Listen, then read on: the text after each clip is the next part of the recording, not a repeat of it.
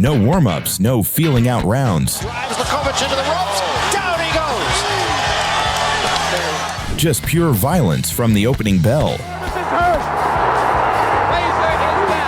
These fighters don't just fight, they delete opponents instantly. In this video, you'll witness the most brutal first-round knockouts ever recorded in history, where lights are out within seconds.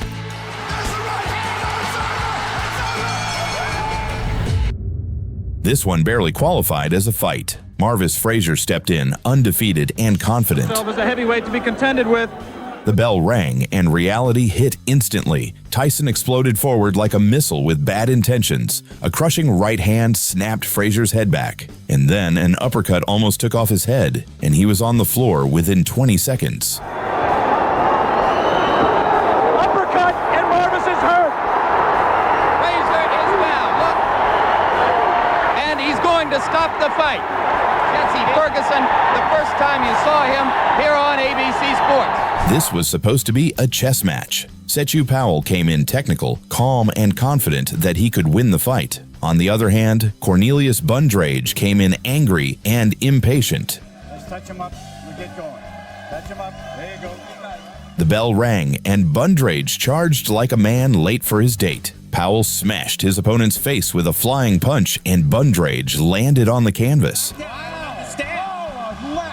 Massive left hand by Powell, and Bundrage, he is out of it. One of the most astounding, it looked like the Sapp Judah fight. Unbelievable. Saku Powell. Well, that was astounding, yeah. The same thing happened when Sapp Judah fought Juan Torres in 1999. Torres started strong and landed some powerful shots, but Judah remained technical and ready for an opening. He crushed Juan's ribs with a body shot, whose effects lingered on, and then a missile from Judah's right hand landed straight on Torres's face. He never knew what hit him and decided to take a nap on the canvas. He's knocked out by Juan Lopez, and down goes Torres. Torres' weakness has always been getting out of that first round. And obviously, the weakness continued. He does not get out of the first round. Torres made a half-hearted at best effort to get up. Alex Rios came in confident in his fight against Jermaine Taylor. He looked like he was a mafia boss, but his fate was going to turn sour soon. Let's have a good, clean pro fight, okay? Touch him up, guys.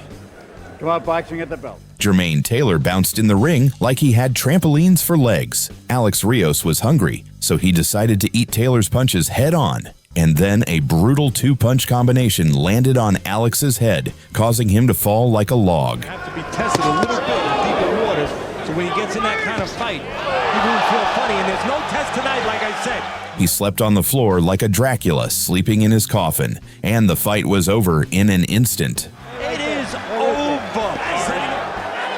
Unbelievable. Jermaine Taylor addressed the concerns with Alex Rios, but just a very impressive. Sergey Liakovic walked inside the ring looking like a cartoon, but Deontay Wilder looked like an executioner, determined to cut off heads. People thought this would be a challenge, but they were about to witness something brutal.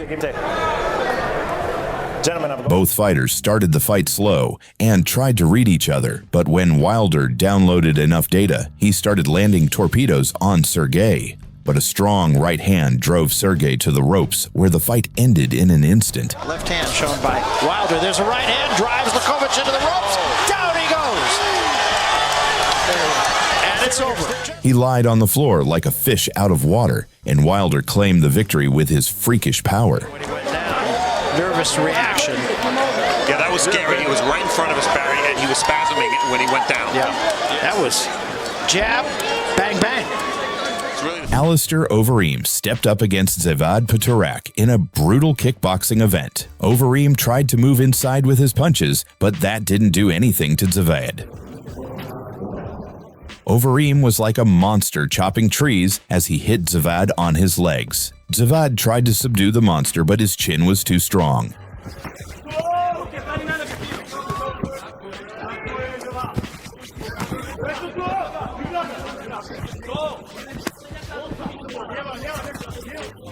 And then Overeem stopped messing around and landed a powerful right hand to Zavad's face. He tried to overpower Overeem, but a crushing knee knocked him out flat on the floor.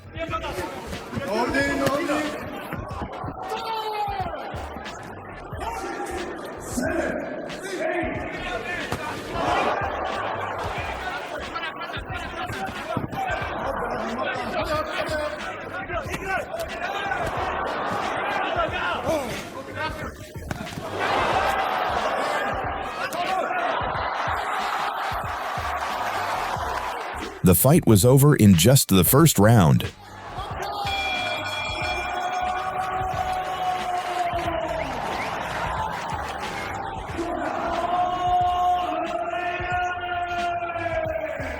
The Colombian giant Raúl Pinzon decided to have a piece of the Mexican superstar Canelo Alvarez.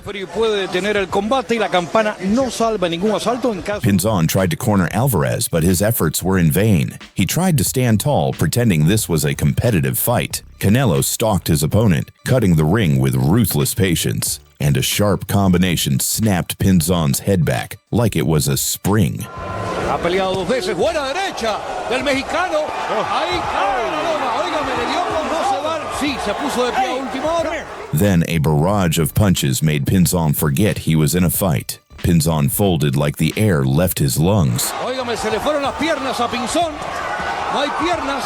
Se lanza con todo el Canelo. Buen derechazo, está lastimado Pinzon, cae a la lona otra vez. He hit the canvas and didn't argue. The referee waved it off fast and didn't need to put in much thought. Este joven mexicano.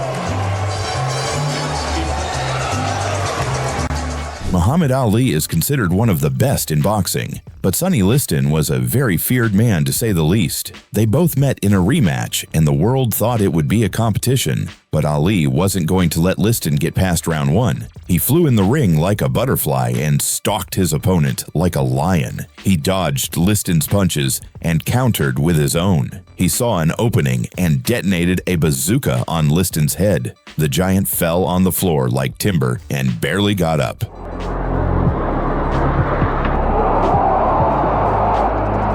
After receiving more punishment, the fight was over and Ali was the champion.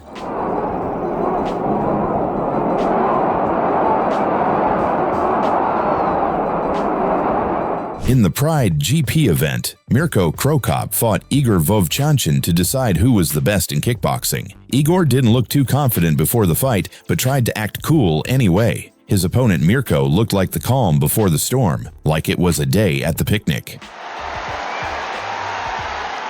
The bell rang and both opponents launched at each other like children on candy. Mirko tried to chop his opponent like a tree, but failed.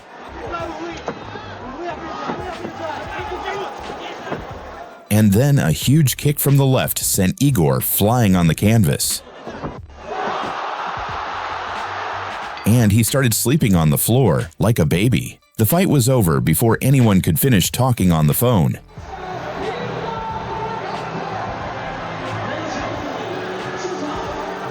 The monster, Alistair Overeem, fought another contender in the Glory kickboxing event. His opponent was Badr Hari, who came in looking like he worked for Kia Motors. Let's go up to Michael Buffer. The fight started and Overeem threw Hari on the floor like he was his pillow. Hari detonated a powerful missile on Overeem's face and sent him back. Hari continued to launch fast torpedoes in hope of restructuring Overeem's face, but Overeem wanted to wrestle instead of box, so he threw Hari in the corner. And then Hari detoned a nuclear strike on Overeem's face, which made him fall to the ground. Right hand from Overeem, and he throws him into the referee. He's scared to step in there. The monster lost all his balance, and the referee was forced to intervene and close the fight. But it goes to the body. Uppercut. There's the right hand. It's over. The fight only took a few minutes, and the monster gassed out like a hot air balloon. Power puncher Ryan Garcia was well known for his one-punch knockout power, but no one could expect what he did to Miguel Kerisoza in their fight. Miguel looked like he was here to party as he was jumping in the ring like a cartoon. On the other hand, Ryan showed his speed and confidence. Gloves, good luck, buena suerte, let's go to work. The fight started, and Ryan launched on his opponent without wasting time. He threw in a couple of good speed punches and managed to hit Miguel's face precisely. I see both guys now having their moments. Oh! How quick was that? Less than 10 seconds into the fight. But within 10 seconds, he launched a missile that was too powerful for Miguel. Miguel forgot where he was, so the referee had to step in, and he called it a day within the very first round. Referee says Kerisoza and just comes away with a spectacular knockout. Kerisoza, he told me when I saw him backstage. Virgil Ortiz Jr. came in hot and heavy in his fight against Thomas Dulorme. Dulorme was a former world title challenger, but his strength was fading fast. Protect yourselves at all times and listen to my commands. Touch him up. Round 1 began, and Dulorme started landing body shots on Ortiz. But Ortiz remained calm and composed and started to take down Thomas piece by piece. A little not going for the knockout, just in straight jabs. Yeah, Dulorme told us that in those spots. He started targeting Thomas's body and discovered a weak point. And then, out of nowhere, Ortiz detonated a landmine to Dulorme's body, and he crumbled like a cookie. When he's out of range. So that's good shot to the body and rolling around in a heap. He is not getting up. And you knew exactly what he hit him with. In just the first round, Ortiz managed to fold his opponent like a pretzel and won the fight. Roy Jones was an absolute force in boxing. His opponent was Montel Griffin. Both fighters met before, but their first fight was somewhat controversial.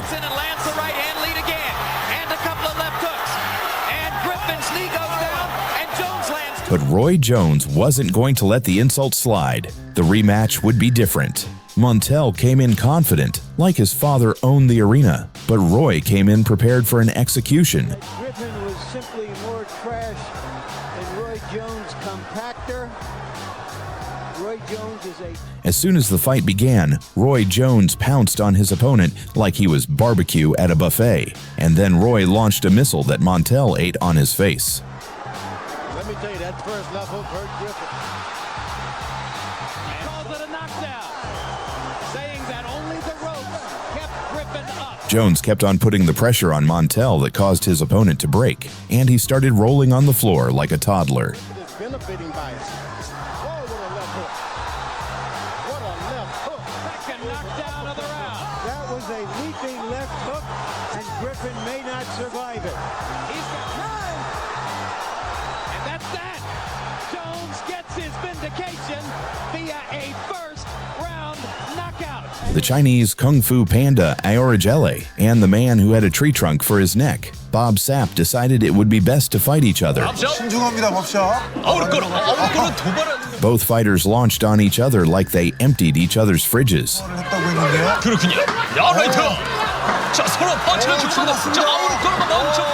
Sapp tried to squeeze the marshmallow, but Aorigele refused to back down. And then the Kung Fu Panda threw an endless barrage of punches at the meathead. Sapp dropped like a log, and the fight was over within mere seconds.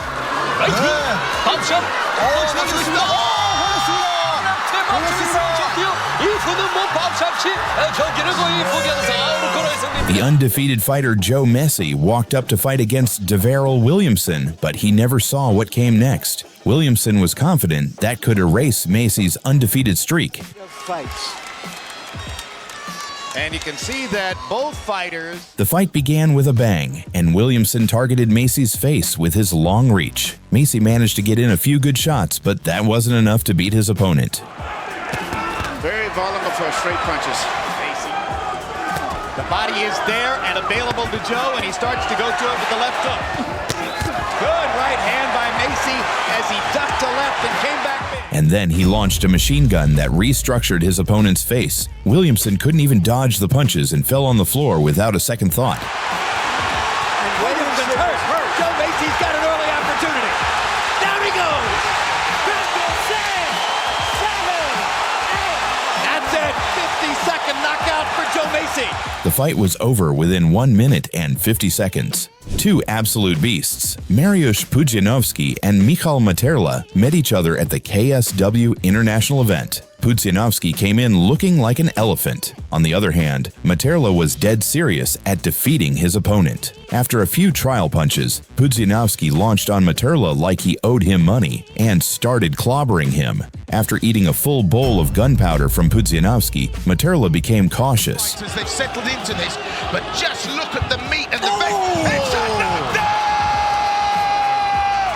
Pudzianowski with an up. The next fight had an upset written all over it. Roger Mayweather was the reigning champion. His opponent was Rocky Lockidge, fierce and deadly. No one saw what came next.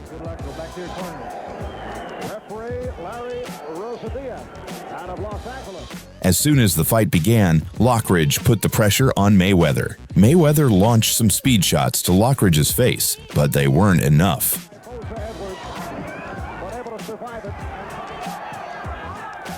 Both fighters tested each other in the ring, but then Rocky found a weakness. He started targeting Mayweather's body, and then a torpedo went straight through Mayweather's skull, putting him down for good.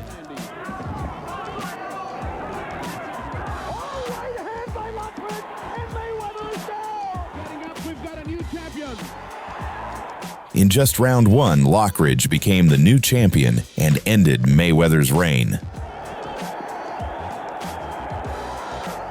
Peter Quillin vs. Antoine Hedgemond, August 4th, 2005.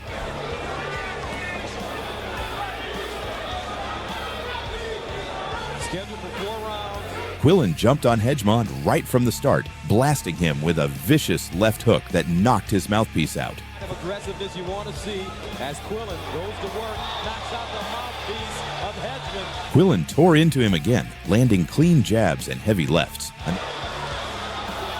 That left hook is devastating for Quillin. He's looking for it now. And down goes Hedgemond. Another sharp hook dropped Hedgemond hard to the canvas. After a brief break to replace the mouthpiece, Quillin stayed on him, cutting off the ring and hammering him with a brutal left. Nothing sweet and nice about this. Shades of Corrales Castillo, a knockdown. The mouthpiece comes out to recover. It might not matter to hit today. Quillin moving in, attacking the body, keeps his hands up jab lands, followed by the right hand, another left hook, assortment of skill. Very tenacious. There's another sharp left hook. Hedgemond in all kinds of trouble. Quillin's got to be a little careful not to get too close, because he's smothering his own power. They are really exchanging punches now. Hedgemond in all kinds of trouble. Quillin. That finished the job. Hedgemond collapsed, and the fight was waved off before he could take any more damage. You see the end. This is right above us. Quillin teeing off. Brian made the comment that he was out on his feet. David Tua vs. John Ruiz, March 15th, 1996. David Tua, the WBC International Heavyweight Champion, John Ruiz. From the start, Tua walked Ruiz down and exploded with a huge left hook that landed clean. 225, having a reach advantage here. We'll see how he uses it. Tua with a big left hook and Ruiz in trouble. Ruiz staggered, tried to grab on, but Tua swarmed him with another crushing shot that dropped him flat. Tua comes right at him, another big bomb, and Ruiz is down. This could almost be over now. Wow, it was brutal. The referee stepped in at the count of 5. He comes right in, and before John Ruiz can recover, Tua is all over him. One more right hand, another one in there. Stopping it just 19 seconds into the fight. Get the time listed. That's the one there that maybe didn't have to get in. Philip Hrgovic vs. Gregory Corbin, May 25th, 2019. Heavyweight champion Gregory Bad News Corbin. El Animo Hrgovic. The Croatian boxer didn't need much time to make a statement against Corbin. From the start, Corbin tried to crouch and slip shots, but his rhythm was easy to read. In front of him, fights behind the 1-2 with a very, very sharp jab. He used to spar with Vander Holyfield and Riddick Bowe, who suffered some of the most famous low blows ever. Less than a minute in, Hrgovic caught him clean with a massive right hand just above the ear, and Corbin dropped like a stone. Okay, he told us at the fighter meeting, I don't care if I can't box. I head to the right a little bit too much for my liking. Oh, right hand, right on the ear. and Corbin is down less than a minute into this fight. Corbin protested, pointing at the back of his head, but the replay didn't lie. Tempo in the ear. And it looks clean, Sergio. No, it's clean. Right by the ear. It was a clean shot. Liam Perro versus Brock Jarvis, October 15th, 2022.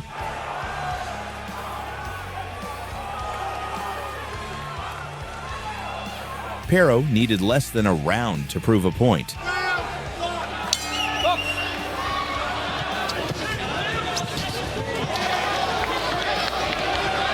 In front of a roaring Brisbane crowd, Perro caught Jarvis clean with a left cross that dropped him hard.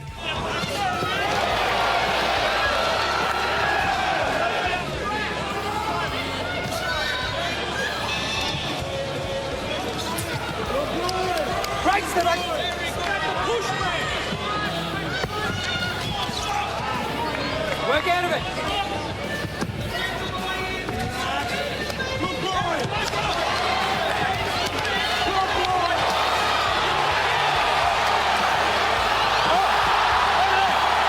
God, unbelievable. 4, 5, 6, 7. Jarvis tried to move, but you could tell immediately he was done. The referee didn't even bother finishing the count. Perro stood over him, fired up, making it clear he was ready for bigger challenges. What a way to steal the spotlight.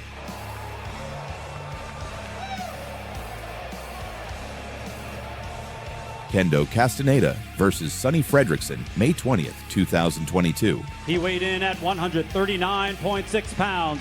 Please welcome Sonny Pretty Boy Fredrickson. Green with gold. He weighed in at 140 pounds even. He is Kendo El Tremendo Castaneda. After a few early exchanges, Castaneda slipped inside and cracked Fredrickson with a brutal left hook that dropped him flat on his back. Fredrickson in the black and white trunks, Castaneda in the green and gold trunks. Good hook right away there by Tremendo. This one starting out a little more clear, time to fill out. These two seem to be filling each other out a little bit first. Yeah. Moment to get inside, he let his hands go and then. Oh, good body shot by us. There you go. The first 10 seconds, son. But then Kendo just came right in and got all up. The body shot there by Fredrickson placed him real nice. But son, it's not going to pose well for Sonny if he's not. Right? Slow feet, heavy hands. But no defense, that ain't gonna work. Classic boxers, man, out there snapping that jab, being effective. Castaneda's finding his way in and yes, he is. Putting those shots together. What a shot! He's out. It was one of those shots you could feel through the screen. Fredrickson tried to beat the count, but his legs were gone, and the ref had no choice but to wave it off just over 2 minutes into the first round. You saw that double. Oh, God. Do a double right hand. Man, a huge moment for Castaneda. Ryan Garcia versus Francisco Fonseca, February 14th, 2020. Here's the former two-time world title challenger, Francisco Fonseca. He weighed in 134 3/4 pounds. King Ryan Garcia. Seconds into the first round, Ryan Garcia timed a lightning-quick left that froze Fonseca mid-motion and sent him crashing to the canvas. He says, hey, I've got a chip on my shoulder. I can beat Ryan Garcia, and then I'll be the one. Newborn. At 130 pounds, he's moving up to face a top fighter here. Whoa. Davis. That knocked him off balance. Davis and Tevin Farmer, 130 pounds. Caught him with a left hook. He wasn't getting up. On his back, it's over! There, he's done it again!